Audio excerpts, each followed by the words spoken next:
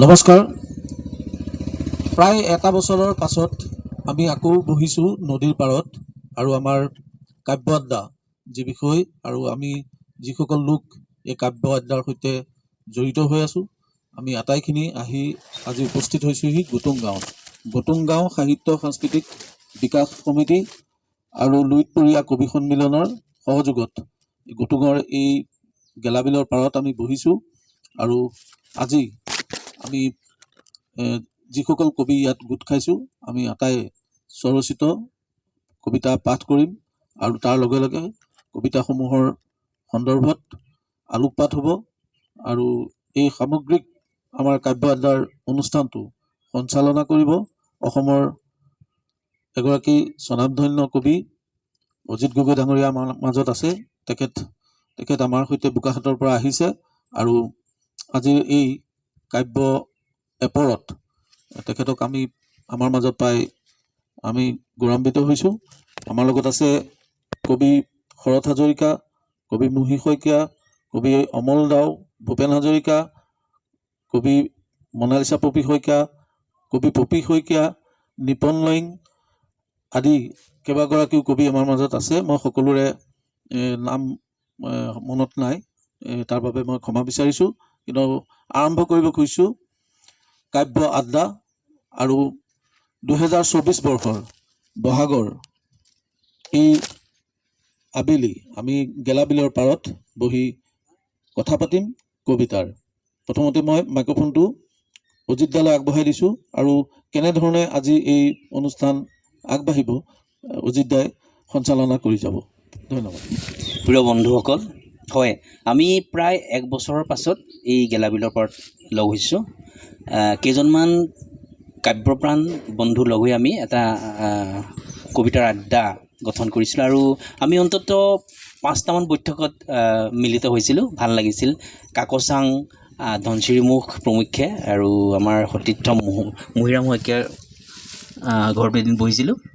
তাৰপিছতে দীৰ্ঘ বিৰতিৰ মূৰত আমি আজি বহাগৰ আবেলি লগ হৈছোঁ গেলাবিলৰ পাৰত। গুটুং গাঁও সাহিত্য সাংস্কৃতিক বিকাশ সমিতিৰ উদ্যোগত আজি আমি ইয়াত সমবেত হৈছোঁ। এই বৃক্ষৰ তলত গছৰ ছায়াত আমাৰ সৰাপাত আমাৰ সহস্ৰ হৈছে আৰু কাষৰতে গেলাবিল নিজস্ব ধৰণে স্থিতি বিৰাজমান হৈ আছে। আমি দেখিছোঁ নাৱৰীয়াই নাও বাই আছে, মাছুৱৈসকলে চাগে মাছ মাৰি আছে। যথেষ্ট আনন্দমুখৰ পৰিৱেশ, এটা কাব্যিক পৰিৱেশ নহয় জানো বাৰু বন্ধুসকল? ইয়াতে আমি এতিয়া কবিতাৰ কথা পাতিম। কবিতা মানে জীৱন নহয় জানো বাৰু? যে কয় নীলমণি ফুকনে কৈছিলে যে কবিতা হ'ল মানৱ আত্মাৰ কণ্ঠস্বৰ। কবিতাই জীৱনৰ কথা কয় আৰু এইটো বিলাস নহয়। কোনোবাই হয়তো আমাক ভাবিব পাৰে যে আমি নদীৰ পাৰত এটা অৱসৰ বিনোদন কৰিছোঁ। কবিতা কেতিয়াও অৱসৰ বিনোদন হ'ব নোৱাৰে। কবিতা হ'ল সাধনালব্ধ এটা শিল্পকলা। আমি ক্ষণিক কবিতাৰ সহচৰ বিচাৰি ইয়ালৈ আহিছোঁ।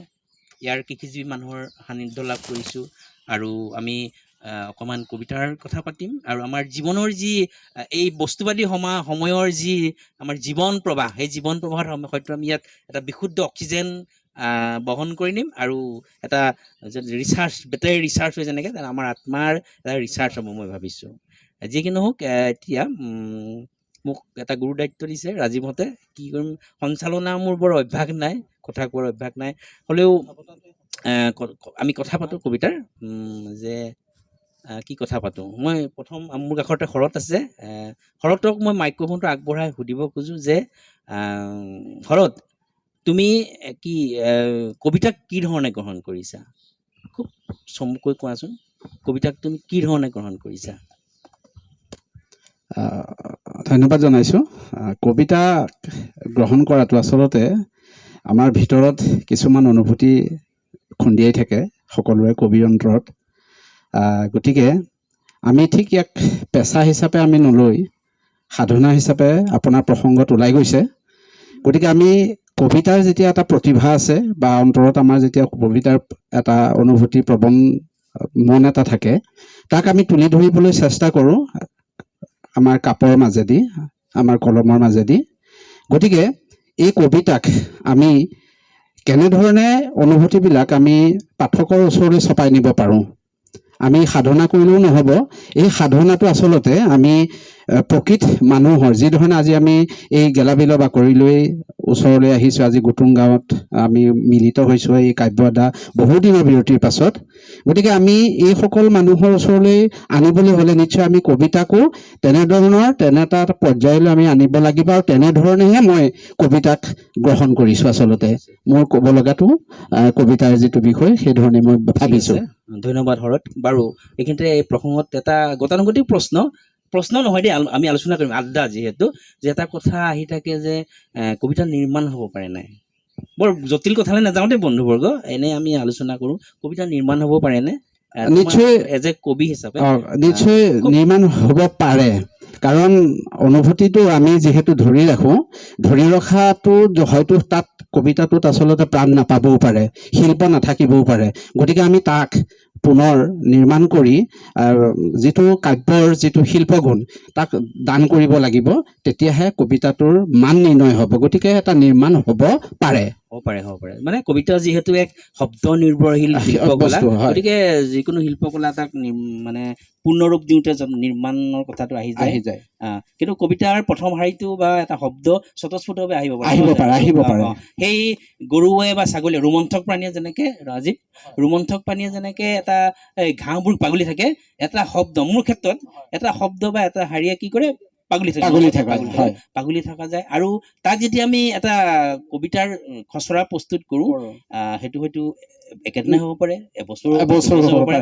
এই খচৰাটোক আকৌ মানে নিৰ্মাণে হয়। যিহেতু কবিতা এটা সম্পূৰ্ণ কবিতা হ'ব লাগিব, কবিতাটো ধেমালি নহয় জানো বাৰু? বাৰু আমি এতিয়া কি ৰাজীৱৰ হাতত কবিতা কিতাপ দেখিছোঁ, এখন আছে। তোমাৰ কেতিয়া প্ৰকাশ পাইছিলে ৰাজীৱ এখন? 2013 চনত। তুমি তোমাৰ কবিতাৰ বিষয়ে খুব চমুকৈ কৈ এটা কবিতা পাঠ কৰা, আমি কবিতা শুনি লওঁ প্ৰথম এটা। ধন্যবাদ অজিত দা। প্ৰথমতে মোকেই যিহেতু আগবঢ়াই দিছে, প্ৰথম কথাটো হৈছে কবিতাৰ মোৰ দুখন পুথি আছে। এখন 2003 চনত হৈছিল, এজাক বৰষুণৰ পাছত কবিতাৰ পুথিখনৰ নাম আছিল, আৰু 2013 চনত মোৰ দ্বিতীয়খন পুথি জলফাই পাতৰ বেহেলা। এতিয়া 2024 চনত সোমাইছে। অৱশ্যে তাৰ পাছত 2013ৰ পাছত মই কবিতাৰ পুথিৰ আকাৰত প্ৰকাশ কৰিব পৰাকৈ গোট খোৱাগৈ নাই। আৰু কবিতা এনেকুৱাও নহয় যে একে ৰাতিতে কবিতা হ'ব, তেনেকুৱা নহয়।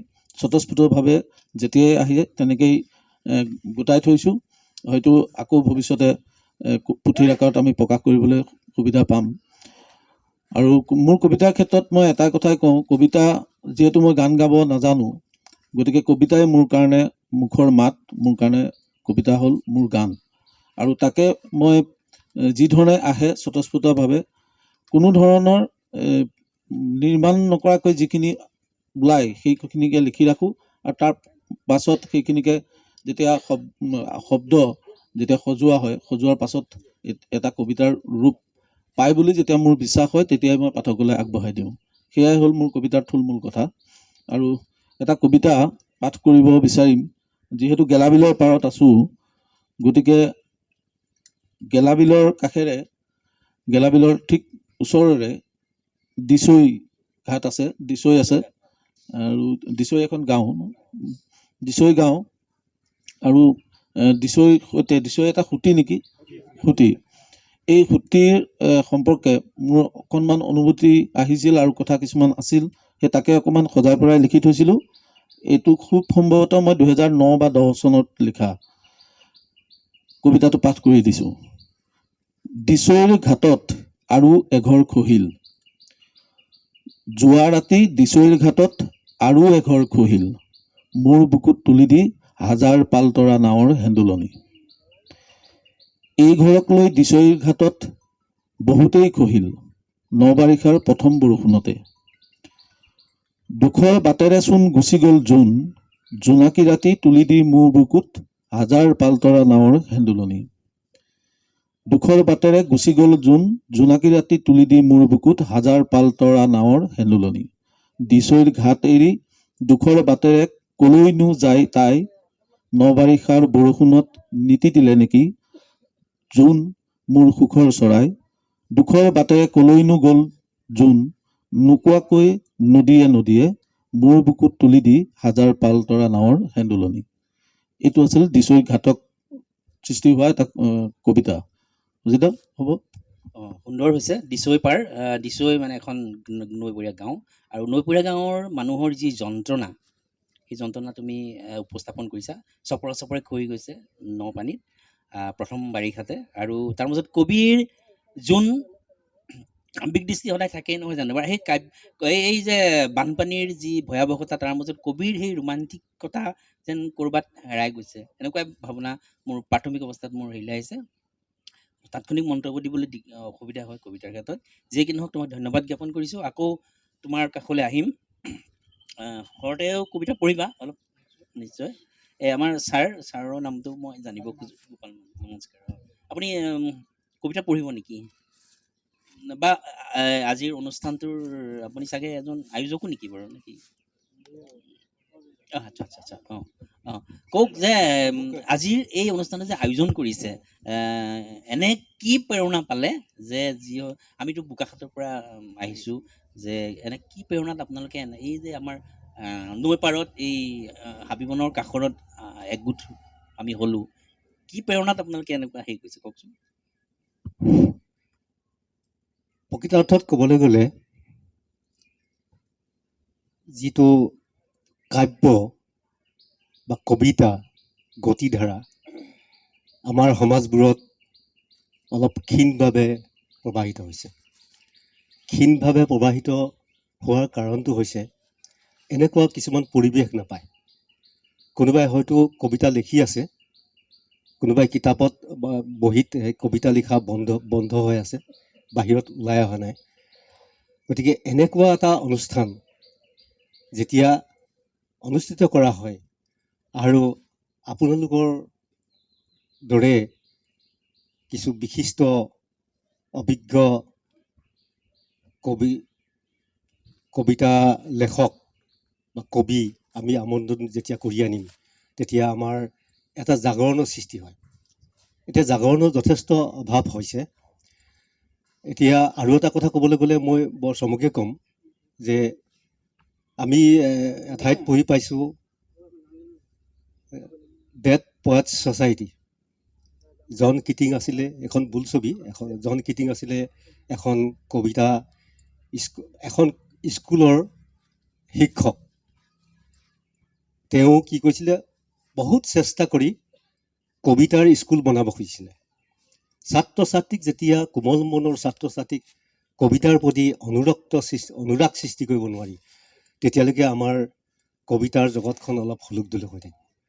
গতিকে আমি প্ৰত্যেক শিক্ষাগুৰুসকলেও কবিতাৰ প্ৰতি ছাত্ৰ ছাত্ৰীক অনুৰাগ বৃদ্ধি কৰিব লাগিব।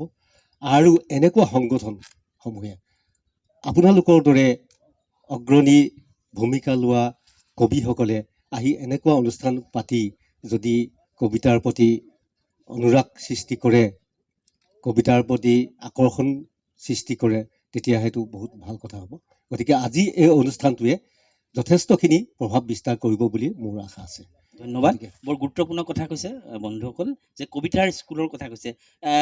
আমাৰ নীলিম কুমাৰ, আপোনালোকে জানে যে কবি নীলিম কুমাৰ কবিতাৰ স্কুলৰ প্ৰসংগ তুলিছিলে অসমত, আৰু যথেষ্ট বিতৰ্ক হৈছিলে, কবিতাৰনো স্কুল হ'ব পাৰেনে? কবিতাৰ সকলো বস্তুৰে স্কুল হ'ব পাৰে, যদিও কবিতা এক মানে পাঠশালাত শিকাব পৰা বস্তু নহয় বুলি ভবা হয়।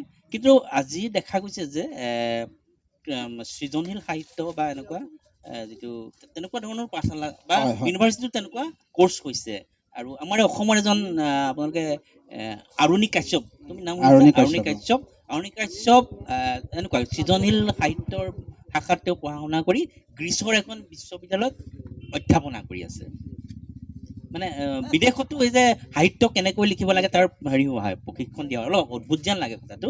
যিয়ে কি নহওক, আমাৰ কাৰণে আমি সিমান দূৰলৈ যাব নোৱাৰোঁ যদিও আমাৰ গেলাবিলৰ পাৰ বা আমাৰ কৃষিজীৱী মানুহ বা এনেকুৱা এই আৱশ্যক আমাৰ কাৰণে শিক্ষক, নহয় জানো বাৰু ছাৰ? ধন্যবাদ ছাৰ। আপুনি কবিতা ভাল পায়, আৰু আমি আহিছোঁ, ভাল লাগিছে আপোনালোকৰ সান্নিধ্য। পাছত আকৌ আহিম আপোনাৰ ওচৰলৈ। এতিয়া আমাৰ ওচৰত মুহি শইকীয়া আছে, এজন মুহি শইকীয়া অকল কবিয়ে নহয়, মই জনাত তেখেতৰ এখন উপন্যাসো আছে। মুহি শইকীয়াই কবিতা নিশ্চয় পঢ়িব। প্ৰশ্ন সুধো মই শইকীয়া যে তেখেতৰ ইতিমধ্যে 3খনমান কাব্যগ্ৰন্থ প্ৰকাশ হৈছে নহয় জানো? 3খন নে 4খন? 3খন। যে আপুনি যে কবিতা আৰম্ভ কৰিলে, এই কবিতাৰ মাজেদি জীৱনৰ কিবা পৰিপূৰ্ণ আপুনি পাইছেনে? পৰিপূৰ্ণতা বা কবিতাৰ মাজেদি জীৱনৰ পৰিপূৰ্ণতা বিচৰাটো আমাৰ অন্যায় নেকি? খুব চমুকৈ কওক আপুনি। প্ৰশ্নবোৰ ৰেগিং নহয় দেই, আমি আলোচনা। ঠিক আছে, অ'কে। একচুৱেলি কবিতা জীৱনচৰ্যা। জীৱনক যদি আমি বিশ্লেষণ কৰোঁ বা জীৱনৰ যিটো অনুভূতিখিনিক আমি যদি প্ৰকাশ কৰিব বিচাৰোঁ, তেতিয়াহ'লে আমাৰ নিচিনা মানুহে কবিতাৰ আশ্ৰয় লৈছোঁ। বিশেষকৈ বিভিন্ন গায়ক হওক বা বিভিন্ন ধৰণৰ লেখক আছে, তেওঁলোকৰ লিখনিৰ দ্বাৰা তেওঁলোকৰ মনৰ অনুভূতিখিনি প্ৰকাশ কৰে।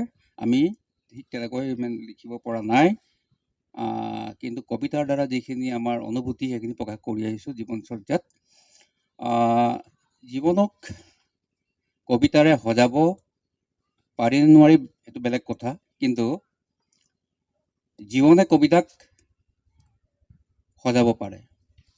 কাৰণ আৰু ইয়াৰ মাজতে মই আৰু এটা কথা কৈ লওঁ যে আমাৰ প্ৰতিটো অনুভূতি বাৰে বাৰে মনলৈ আহিব পাৰে, কিন্তু বাৰে বাৰে অহা অনুভূতিখিনিকে যদি আমি বিভিন্ন ধৰণৰ নতুন সাজ পিন্ধাই যদি তাক সজাই তোলোঁ, সেয়া হয়তো আমাৰ পুনৰাবৃত্তিৰ বাদে আন একো নহ'ব।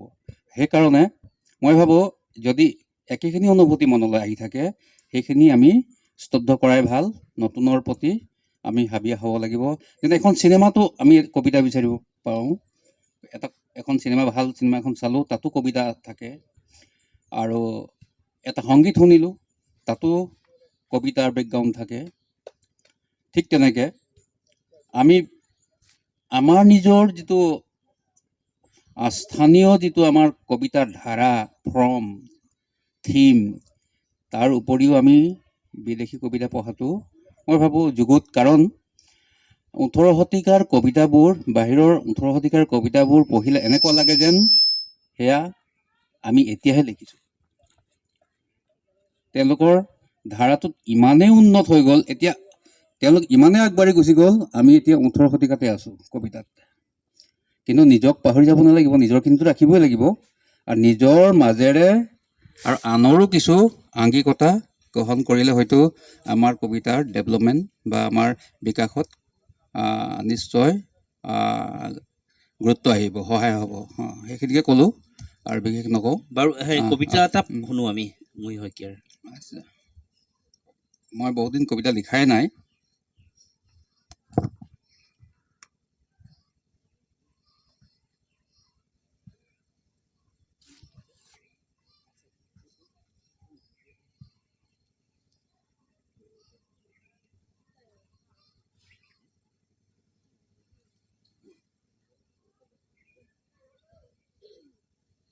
আগতে লিখা এটা কবিতা, মমৰ ভুৱন। মমৰ ভুৱন, মমবোৰ সোঁৱৰণিৰ হাৰিকেন, প্ৰতিবাৰে জ্বলে মানুহৰ আওমৰণৰ তিথিত। শিখাৰ কঁপনিত উঠা আত্মাৰ জখলাৰে মৃত শৰীৰত পৰে মমৰ পোহৰ। হাতে হাতে মম জ্বলাই মানুহবোৰ যেতিয়া কোনোবা অভাৰব্ৰিজৰ ফালে আগুৱাই, নতুবা ৰৈ ৰৈ মৌনপাঠ কৰে প্ৰাচীন যুদ্ধভূমিত, মমৰ পোহৰত ফৰকাল হয় ইতিহাস। শান্তিৰ তত্ত্ব কি নজনাকৈয়ে নিজক গলাই মম ঘূৰি ফুৰে সমদলত। বতাহৰ চেকনিয়ে কোবাই হলিতা, তথাপিতো ৰহস্য ভেদ নহয়। কাৰ চিতাৰ আভা কঢ়িয়াই ফুৰে তাৰ শৰীৰে। আত্মাৰ মম নজ্বলালৈকে নিজক জ্বলাই থকাটোই মমৰ সূত্ৰ।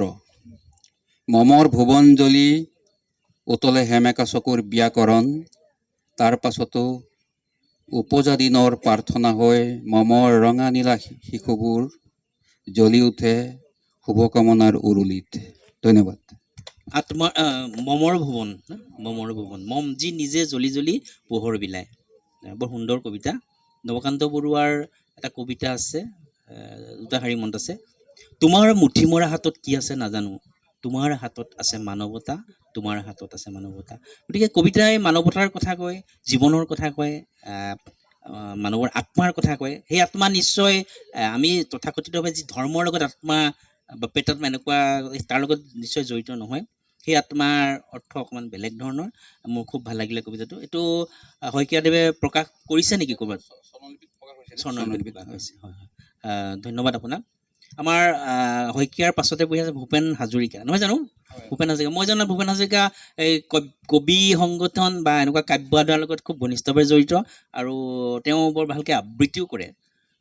মই পাইছোঁ, ধনচিমুখত পাইছিলোঁ আপোনাক। আপুনি নিজৰ কবিতা পাঠ কৰিবনে নে আপোনাৰ প্ৰিয় কবি কাৰোবাৰ কবিতা এটা পাঠ কৰিব? আচলতে প্ৰথমতে আয়োজকসকললৈ মই আন্তৰিক ধন্যবাদ জ্ঞাপন কৰিছোঁ। বহুত দিন বিৰতিৰ পিছত এনেকৈ বহাৰ যি মাদকতা বা যি অনুভূতি, তাক মই বিশ্লেষণ কৰিব নোৱাৰিম। আচলতে মই আগতে কৈছোঁ যে মই কবি নহয়, কবিৰ মই অনুৰাগী।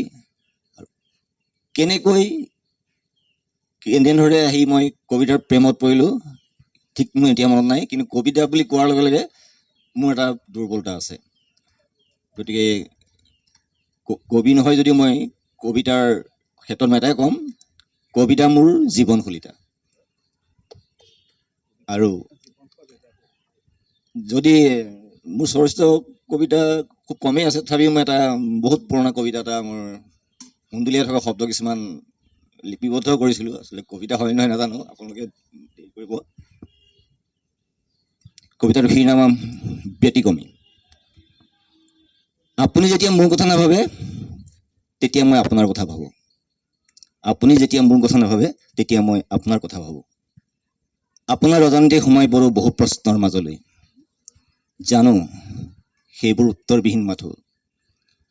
আপুনি যেতিয়া কৰ্তব্যৰত তেতিয়া মই বিতবিশ্ৰুত।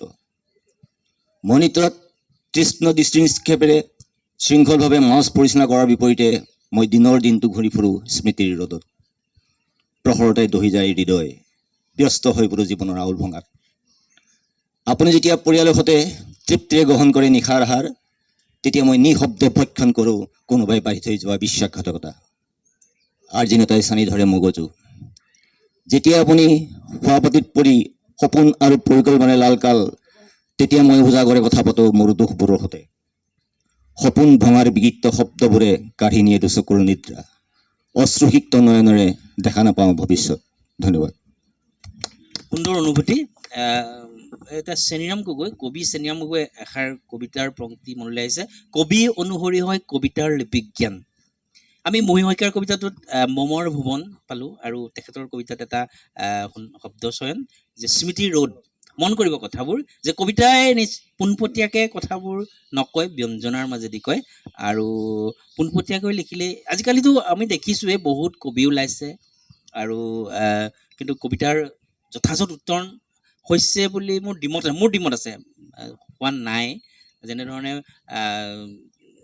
কবি ওলাইছে তেনেদৰে পাঠকৰো সৃষ্টি হোৱা নাই চাগে, হৈছে যদিও মই নাজানিম। যে আমি অলপ এইবোৰ মন কৰিবলগীয়া কথা, যে বৰ সুন্দৰ লাগিলে আপোনাৰ হাজৰিকাৰ কবিতাটোৰ পংক্তিকেইটা। আপুনি পাব্লিছ কৰিছে নাই কবিতাবোৰ? নাই কৰা ন? কৰিব না।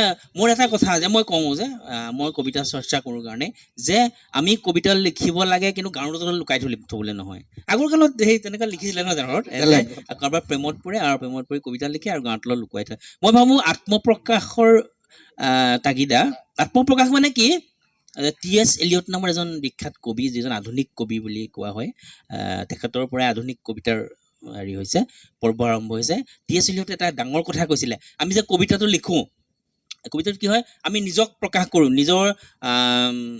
নিজক তুলি ধৰিবলৈ চেষ্টা কৰোঁ। তেওঁ কৈছে নহয় সেইটো কথা, তেওঁ উল্টাহে কৈছে, আমি কবিতা এটা লিখোঁ আমি নিজৰ স্বাৰ্থৰ পৰা উৰ্ধত গুচি যাবলৈ। কথাটো ধৰি পাইছেনে কথাটো, যে আত্মস্বাৰ্থৰ পৰা পলায়নৰ বাটহে কবিতাটো বোলে। আমি ভাবোঁ খ্যাতি আহিব, বাহ দিব, বা ভাল লাগিব, আমাৰ কোনোবাই খুব হেৰি কৰিব, প্ৰশংসা হ'ব আমাৰ। কিন্তু তেওঁ কৈছে যে নহয়, কবিতাটো হ'ল আত্মস্বাৰ্থৰ পৰা পলায়নহে। তেনেকুৱা ধৰণৰ কথা। যি কি নহওক, আজি নিশ্চয় ভাল লাগিছে আমাৰ, নহয় জানো বাৰু?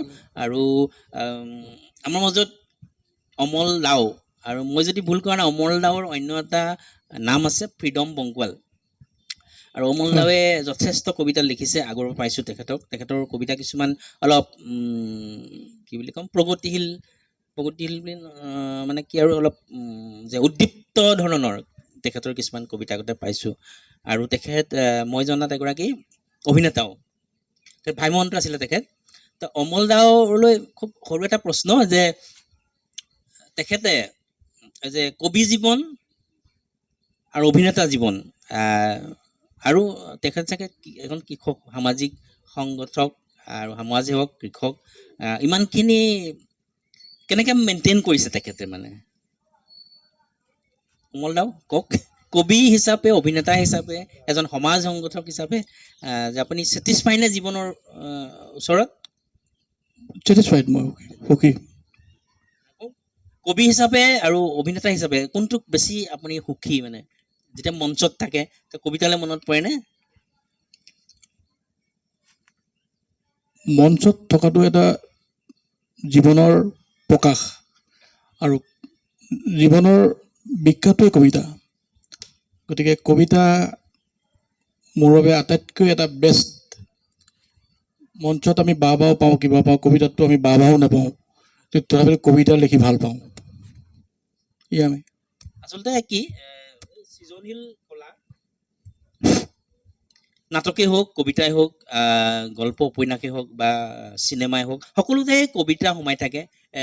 নদী এখনতো কবিতা আছে, প্ৰকৃতিত কবিতা আছে, গতিকে যি নাটকৰ যি পোহৰৰ খেলা তাতোতো কবিতা আছে। ৰফিক দাই সেইটো কথা খুব ধুনীয়াকৈ কয় যে তেওঁৰ নাটকবোৰত যিটো কবিতা অবিহনে বোলে একোৱেই হ'ব নোৱাৰে। সকলোতে সংগীতত কবিতা থাকে, নাটকত, গল্পত, উপন্যাসত সকলোতে কবিতা থাকে। বাৰু ধন্যবাদ আপোনাক। আপুনি এটা কবিতা পাঠ কৰক। হয়, মই নতুন কবিতা নাই, পুৰণা কবিতা এটাকে পাঠ কৰিম। কবিতাটোৰ নাম ৰাতিৰ নিশা। ৰাতিৰ নিশা। ৰাতিৰো এক নিশা আছে, কবিতাৰ দৰে কোমল সুৰৰ, নদীৰ দৰে নিৰৱধি লয়ৰ। আপুনি বাৰু এন্ধাৰ পান কৰিছেনে কেতিয়াবা? কৰিবচোন। এন্ধাৰৰো যে কি মাদকতা আছে ৰাতি। জীৱন যুঁজত যোগ বিয়োগ পূৰণ হৰণ কৰি ভাগৰি নপৰিবলৈকে কোনোৱে ৰাতিৰ নিচা কৰে। স্বাধীনতাৰ সপোন দেখি ঘৰ এৰি অঘৰী হোৱাজনৰ পৰা প্ৰেমত বিধ্বস্ত হৃদয়লৈকে ৰাতিৰ নিচা লয়। ৰাতিৰ ৰাগিলৈ আমি ঐ ছোৱালীবোৰে, উৰুষা পজাৰ মালিকে, গৰখীয়ালৰ আৰু বাঁহীয়ে, প্ৰেমত মজ গ'ল গাভৰুৱে। হয়, এক মায়াময় মাদকতাৰে ভৰা এই ৰাতিৰ নিচা। ৰাতি জোনাক হলেতো কথাই নাই, নদীৰ নাৱৰ টিঙত মাছ পঞৰ কৰে ৰাতিৰ নিচা। তাহানিতে শৰৎকালৰ বিতুপন ৰাতি বৰ্জনাৰীসকলেও কৰিছিল ৰাতিৰ নিচা। কৃষ্ণৰাধাও যমুনাৰ বাৰীত কৰিছিল জোনাক ৰাতিৰ নিচা। কাজেই এন্ধাৰেই হওক বা জোনাকেই, ৰাতিৰ ৰাগি আমাৰ পুৰাতন সহচৰ। মুঠতে মই প্ৰাণ ভৰি পাণ কৰিবলৈ মন যায় ৰাতিৰ নিচা। ধন্যবাদ। ধন্যবাদ। ৰাতিৰ ৰাগী, খুব সুন্দৰ কবিতা। তেখেতে ৰাতিৰ ৰাগি পাণ কৰিবলৈ মন যায়। কবিসকল সঁচাকৈ মানে নিচাসক্ত মানে মই ভেৰি অৰ্থত কোৱা নাই। ৰাতি বা ৰাতিৰ নিজানত কবিসকল নতুন প্ৰাণ পায়। কবিসকল যিহেতু দ্বিতীয় স্ৰষ্টা বুলি কোৱা হয়। ধন্যবাদ অমল দাও। আমাৰ শৰৎ হাজৰিকাৰ কবিতা পাঠ কৰিবলৈ থাকি গৈছিলে। শৰৎ হাজৰিকাৰ এটা কবিতা পাঠ কৰক। তাৰপিছত মই ভাবিছোঁ মই এই মাইক্ৰফোনটো সাংবাদিক ৰাজীৱ বৰালৈ আগবঢ়াই দিওঁ। তেওঁ অকণমান নিজস্ব ধৰণে আমাৰ পৰৱৰ্তী কবিসকলৰ সঞ্চালনা কৰক। আৰু মই আশা কৰোঁ আমাৰ মৰাংদেৱেও এটা গীত শুনাব আমাক। এটা গীত শুনাইছিলে কাকচাঙত, মনত আছিল। মৰাংদেৱক মনে মনে প্ৰস্তুত হৈ থাকিবলৈ মই অনুৰোধ জনাইছোঁ। তোমাৰ শৰতৰ কবিতা শুনো। ধন্যবাদ অজিত দা। কবিতাৰ শিৰোনাম, টোপ খুৱাই আপুনি খীৰাই থাকে জনগণৰ মাটি সপোনৰ কঠীয়া। ঈশ্বৰ যি বাটেৰে আহে আপুনি সেই বাটেৰে নাহে। পানীমলাৰ হাঁহি চম্পাই য'ত কথা পাতে আপুনি তাত কংক্ৰিটৰ ইমাৰত সাজে। সকলো কথা সকলোৱে সহজভাৱে ল'ব নিবিচাৰে, অথচ অসহজ কথাবোৰ আপুনি জাপি দিব বিচাৰে। সৰাপাতবোৰে য'ত ধূলিৰ শেষত গজিব খোজে তাতেই আপুনি কফিনৰ গজালটো মাৰে। আপুনি কথাবোৰ ঠেলি দিয়ে এটা ছিকুৱেন্সত আৰু ঢেলিভুৰীয়া ভাঁজ এটাত বহি থাকে। তাৰপিছত অসম্ভৱ কিছুমান ভিজুৱেল দৃশ্যত বন্দী কৰে খৰাং মাটি, খৰাং পানী, খৰাং বতৰ, যিবোৰেৰে টোপ খুৱাই খীৰাই থাকে জনগণৰ মাটি সপোনৰ কঠীয়া। অথচ সকলো জানেও আমি তিনিতালৰ টুপি পিন্ধি থাকোঁ, আৰু এই যে কপালৰ ৰেখা টানি আমি যি বাটেৰে মেঘমল্লাৰ ৰ'দ টানো, আপুনি সেই বাটত ভাৰ বব নোৱাৰা এটা শিল সন্ধ্যাৰ ৰাগ, এক অনাকাংক্ষিত পানীপাক। ঈশ্বৰ য'ত নেগুৰ পেলাই ৰয় আন্ধাৰে পোহৰে, অথচ এই মুহূৰ্তত আপুনি আমাৰ মূৰৰ বিষ, যাৰ পেইন কিলাৰ নাই, যাৰ বিষৰ উপশম নাই, য'ত ঈশ্বৰ অস্তিত্বহীন। ধন্যবাদ। ধন্যবাদ শৰদা। খুব ভাল লাগিলে। শৰদাৰ কবিতাৰ যথেষ্ট প্ৰচাৰ আছে আৰু কবিতা যথেষ্ট জনপ্ৰিয়। শৰদাক পুনৰ ধন্যবাদ জনাইছোঁ। আৰু আমি কাব্য আড্ডাৰ এই অনুষ্ঠান আমি চলাই যাম, কিন্তু আমি এটা মাজতে এটা জিৰণি ল'ব লাগিব, আৰু জিৰণিৰ পাছতে আমি কবিতাৰ আড্ডাত আকৌ কথা পাতিম। বহু কবি আমাৰ লগত আছে, যিহেতু গুটুং গাঁও সাহিত্য আৰু সাংস্কৃতিক বিকাশ সমিতিৰ কেইবাগৰাকীও কবি আমাৰ লগত আছে, আৰু লুইতপৰীয়া কবি সন্মিলনৰ আমি কেইবাগৰাকীও কবি আমি দেখিবলৈ পাইছোঁ। কেইবাগৰাকীও সাংবাদিক বন্ধু ইয়াৰ হেমন্তকে ধৰি আদি কৰি আমাৰ বলৰু, গতিকে কেইবাগৰাকীও আহিছে, ইভানক দেখিছোঁ। গতিকে ভাল লাগিব, এটা জিৰণি লৈ লওঁ।